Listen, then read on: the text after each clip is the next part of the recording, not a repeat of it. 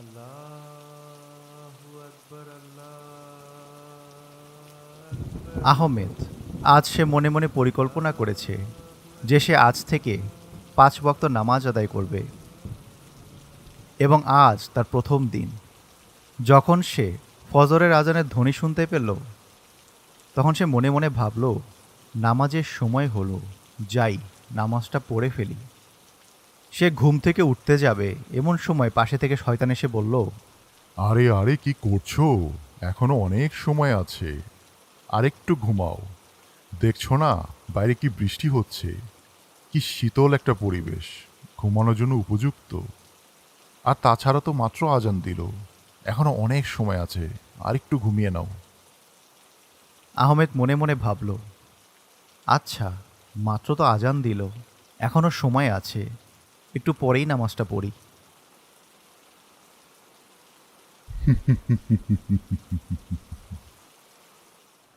আহমেদ অফিসে বসে কাজ করছে। হঠাৎ তার মনে হলো, অনেকদিন বড় ভাইয়ের কোনো খবর নেওয়া হয় না, আজকে একটু কথা বলা যাক। যেই না ফোনটা হাতে নিবে তখনই পাশ থেকে শয়তান বলল, তুমি কিসের জন্য তাকে ফোন দিবা? সে কি তোমাকে ফোন দিয়ে তোমার খোঁজ নিতে পারে না? প্রায় সময় তুমি তাকে ফোন দাও, এটা কেমন হলো বলো তো? আহমেদ মনে মনে ভাবল, কিন্তু আমি কেন তাকে ফোন দিব? সে কি আমার খোঁজ নিতে পারে না? আমি খেয়াল করলাম সেও খুব একটা আমার খোঁজ খবর নেয় না। না, আমি ফোন দেব না। এই বলে আহমেদ তার ফোনটা একপাশে রেখে দেয়।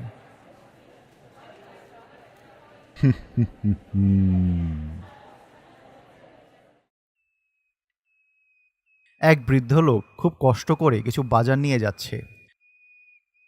ব্যাপারটা আহমেদের নজরে পড়ে। তারা একই বিল্ডিংয়ে থাকে। তাই আহমেদ মনে মনে ভাবতে লাগলো, তাকে সাহায্য করবে কিনা। আর ঠিক তখনই পেছন থেকে শয়তান এসে বলল, কি দরকার?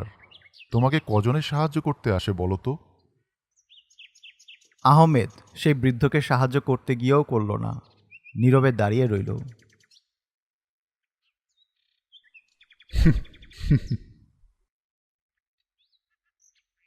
একদিন আহমেদ নামাজে দাঁড়ালো।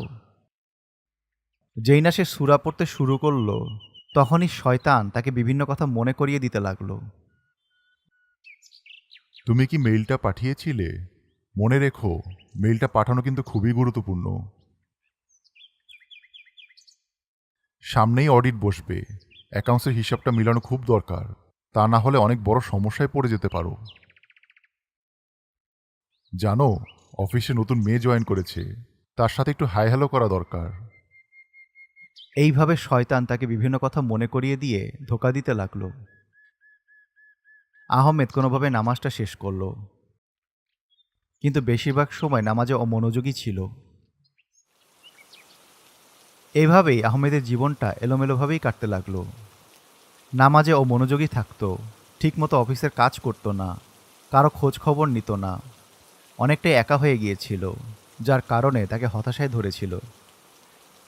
সে মন খারাপ করে পার্কে বসে রইল। তখনই তার এক বন্ধু আব্দুর রশিদের সাথে তার দেখা হলো। আব্দুর রশিদ বলল, কি ব্যাপার বন্ধু, তুমি এভাবে মন খারাপ করে বসে আছো কেন? আর বলিস না রে ভাই, খুব হতাশা ধরেছে। জীবনটা কেমন যেন এলোমেলো চলছে।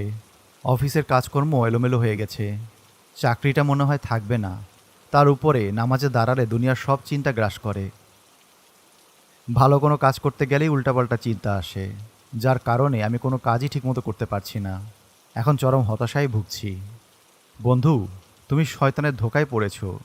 শয়তানের কাজই আমাদের বিভিন্ন কাজে ধোকা দেওয়া, নানা রকমের কুবুদ্ধি এবং কুমন্ত্রণা দেওয়া। তবে মনের জোরটাই আসল ভাই। শয়তান শুধু তোমাকে কুমন্ত্রণা দেবে, কিন্তু তোমাকে দিয়ে জোর করে কিছু করাতে পারবে না। কাজেই আজকের পর থেকে তুমি যে ভালো কাজ করার নিয়ত করো না কেন, সেটা সাথে সাথেই করে ফেলবে, বিন্দুমাত্র সময় নষ্ট করবে না। ঠিক বলেছ ভাই, আমি এভাবে ভেবে দেখিনি।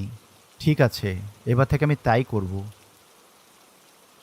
তারা যার যার বাড়িতে চলে গেল।